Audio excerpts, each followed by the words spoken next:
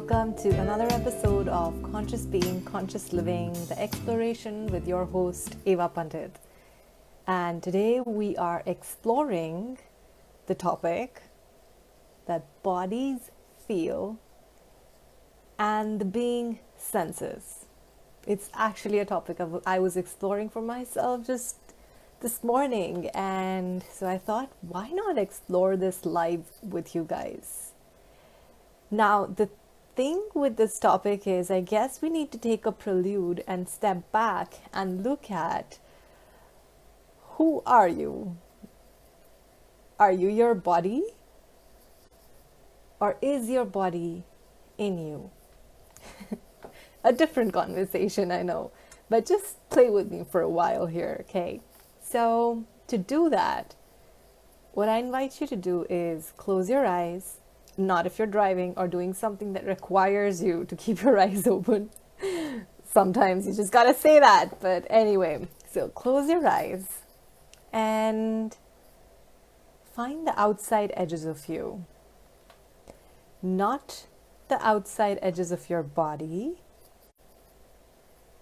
the outside edges of you. Notice where that takes you. Notice if you do find any outside edges of you, or wherever you go, there you are.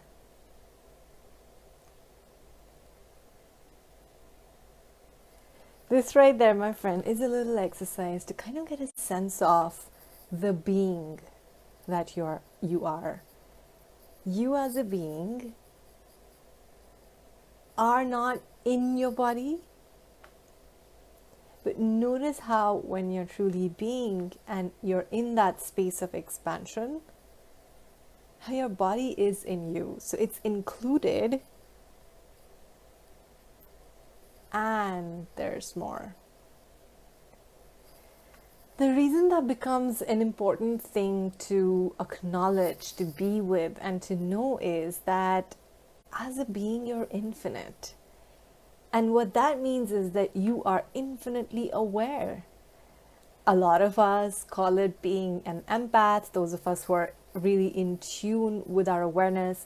I mean, from my point of view, from what I know that everyone is an infinite being, and that universe is this vast expanse of oneness and consciousness, and some of those subtle energies of consciousness is what runs the universe, and we, the quote-unquote mortals, are no exception to that. And so it becomes important for you to acknowledge that, you're an infinite being. And in order to even acknowledge that, it's not even something I want to tell you right here. I would actually want to invite you to check that in for yourself. Remember, the only one thing that's important to know is that what's true for you will always make you light. It'll always expand your world, your energy, your space. It'll always be this energy. And anything that contracts you, is heavy, is not true for you. It's a lie. That's the only relevant and important thing to know, period. And so when I ask you this question, that truth, are you an infinite being? Yes or no? What is more expansive for you? And we can just literally play with that. Just say to yourself, no, I'm not an infinite being. Yes, I am an infinite being. And which of the two opened up more of your space and your energy? So, once you acknowledge that you are an infinite being and that your body it's not that you are contained in your body, and because a lot of times that's what we do when we assume that we are contained, like the body is us, we really get in our heads and start thinking, this is a space that we limit ourselves to, right around the head area. But when you let go of that for a second and just really be with the awareness that comes up when you go out. And I'm saying that like in big air quotes right here, go out to find the outside edges of you, you will find that it's a very different space of being, even with your body, even with everything else that is going on in your life, whatever you're creating, whatever you're judging yourself for not creating. If you're an infinite being, it's a very different space. And I wonder what it would be like if we started living as that space more and creating as that space more. Because here's the thing. The infinite being, you the being, it senses, because you are infinitely aware of everything that goes on everywhere in the universe. And some of us call that our empathic abilities. A lot of us are more in tune with it than the rest of us. Like so many people in the world have really learned to shut those capacities, and some of us are just a lot more in tune with them. But here's the thing, your being is sensing all the time, and it's your body. The gift of embodiment is that your body is what gives you that information in the form of feelings. And so you literally can like feel things in your body. Feelings are something that you as a being wouldn't have unless you have a body. You need a body in order to have feelings. Now that we're done talking about this conceptually, I wanted to bring up why I was even exploring this topic this morning. It's because a lot of times I find myself, like a lot of times when I wake up with a sense of like feelings of heaviness in my body. It wasn't as common before as it has lately become for me, like for probably a year and a half, ever since, let's say, the pandemic hit. The level of heaviness that I perceive in my body a lot of times, and I use the word perceive very deliberately because I could also just say the level of heaviness that I feel in my body can sometimes feel overwhelming. And the reason it is so important to, first of all, distinguish and identify that you, the being, senses and your body feels is because the kind of feeling that I'm talking about is not like the feeling of sadness that, that goes on for a long period of time. It's the information, because your body is a sensate organism. It's literally, we talk about the 5 senses. Some of us talk about 6 senses, 7 senses, 10 senses. I don't know what, but you get the point, right? Like your body is a sensate organism. It's a big organ in itself that feels. That's how the body gives us information, right? So, for example, if there's an infection in your tummy, your body's gonna feel like your stomach is gonna feel sick. You might feel the pain. So I'm talking about literally that level, from as literal as the physiological aspect of pain and things like that show up in our bodies, to all the other awareness that you pick up on. So for example, if somebody else in your life, someone very close to you, was sad, can you actually feel that person's sadness or sorrow in your body? Or when you're around someone who's really happy and exuberant, can you sometimes do you notice how sometimes being around some people really changes how you feel? And that's because your body, the sensate mechanism that it is always giving you information. It's always giving you information on what's going on everywhere. So you, the being, senses, and your body, which has its own, like literally it's built up of some physical molecules in a way that you actually feel those sensations in your body. Now, that feeling is literally just an information. But if we do not catch ourselves, it can be very easy to make it real and turn it into solid and significant and something that you then try to solve for. For example, I had a chat this morning with a facilitator, and I was asking that she's a beautiful, wonderful friend of mine, and I brought this up, and I was like, this thing about body feels and being senses. I do get that there's some freedom in this for me, but like I notice what I do is that I'm aware of a lot of things. So like my body is giving me information, and sometimes it's intense. And what I don't want to be with that. Like I immediately, my auto responses, I just want to run away from it. I don't want to be aware. But the thing is that you as an infinite being are aware. And the problem is not that you're aware. You create a problem when you try to run away from your awareness, resist your awareness, try to fight your awareness, not want to be present with what's going on for you, not wanting to be, which essentially being is just essentially a willingness to be present without having a point of view about it.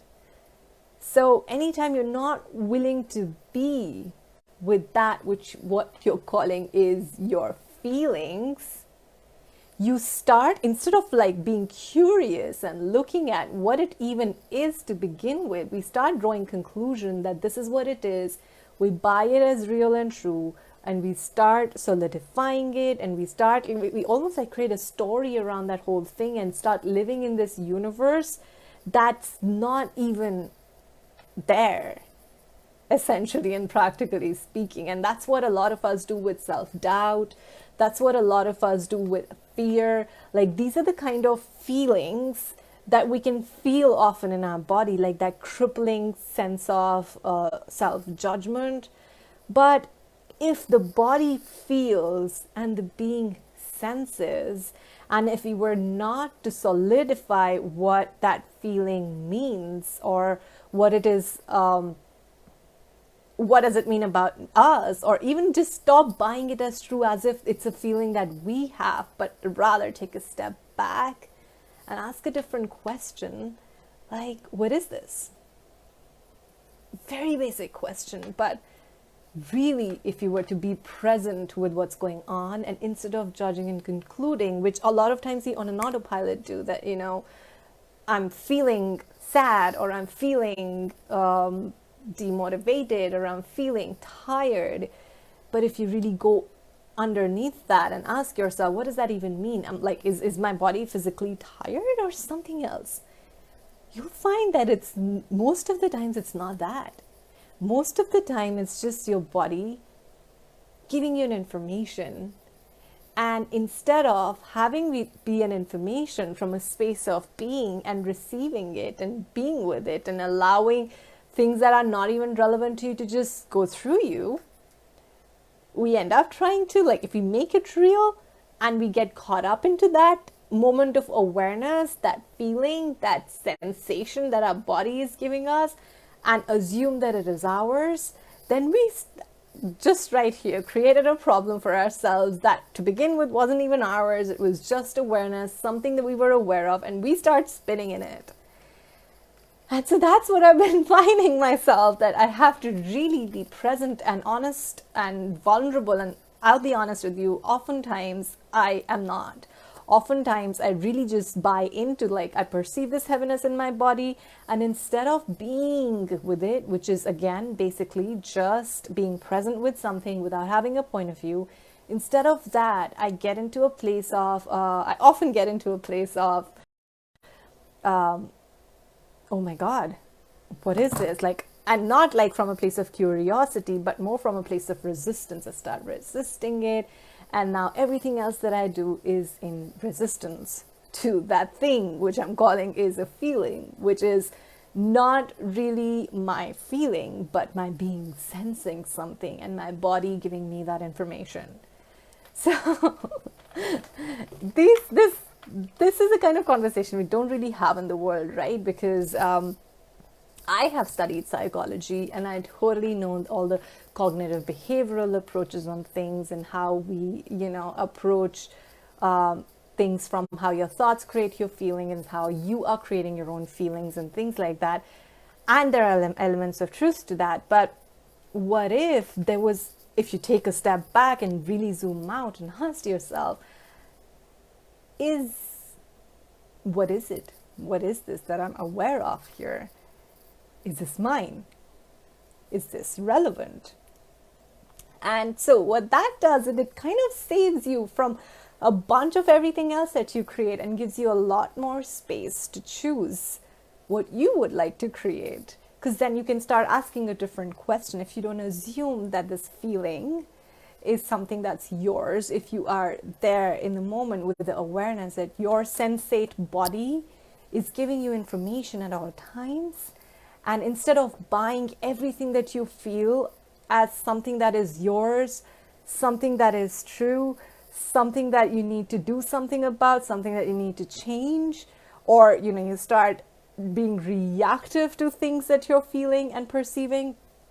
What if you did none of that and you were present, knowing that you as an infinite being sense, and in that awareness, including the information that your body is giving, not calling it, the feeling, but really realizing that it's information. And what am I aware of? Is this even mine? And what did I just tap into? Is this relevant for me? Is it relevant to me? Because a lot of times, and again, when you're asking these questions, you're looking for the energy that comes up, not for a cognitive answer. You're looking for, is this even relevant for me? It's not about then going and finding out, let me think. No, it's not about thinking. It's about being with a question and asking, is this relevant for me? And noticing what energy comes up. If it lightens up your space, then no matter how much you feel what you're feeling, the first thing is to acknowledge that it's not likely yours. And you cannot really do anything about something that isn't even yours. And so how much of our lives, how much of your life have you spent trying to solve the problems that weren't even yours to begin with? They were just your beautiful sensate body giving you information of what's going on around you. And how much more awareness and consciousness can you include in your world now that would allow you to be present with what is without a point of view?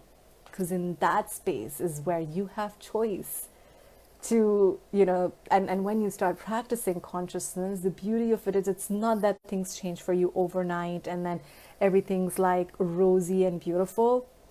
But what actually occurs is that you start becoming more and more aware. You start catching yourselves in those moments more often where you're like, body feels, being senses. I wonder, what am I sensing here and what information is my body giving me?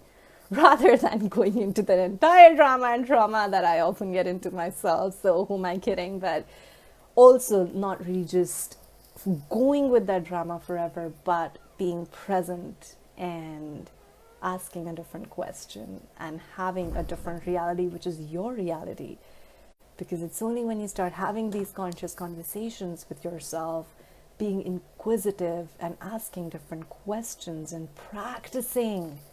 That's the tool, you guys, practicing the tools, the information, that you can then start to look at okay, so if this is not my reality, what is my reality? What do I wish to create? And so as a creator, in fact, as an entrepreneur, even more, I think this becomes so important for you to acknowledge what is and start looking at that behind the surface of how it appears to be, how things actually work.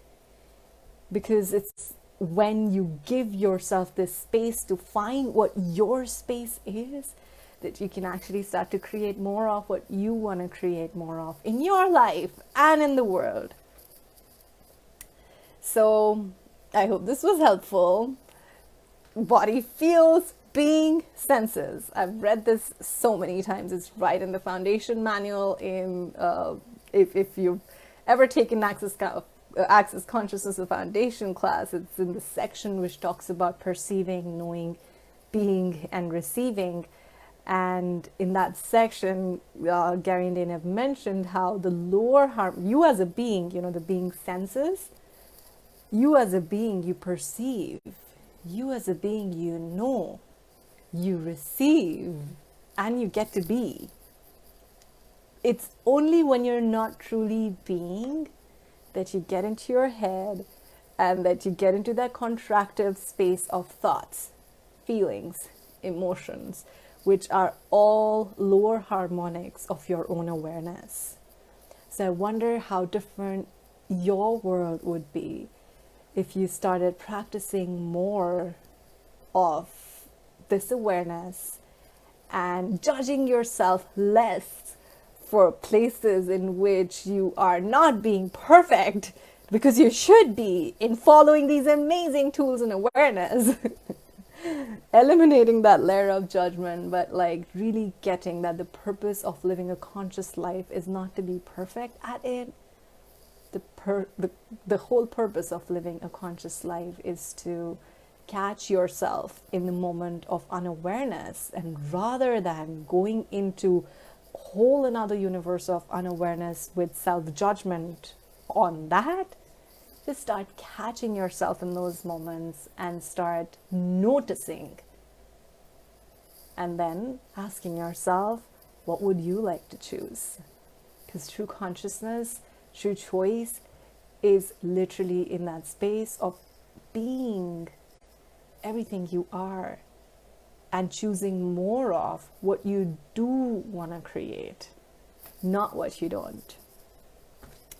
So I hope this was a helpful conversation. I am so glad that you could join me, and I'll see you again next week.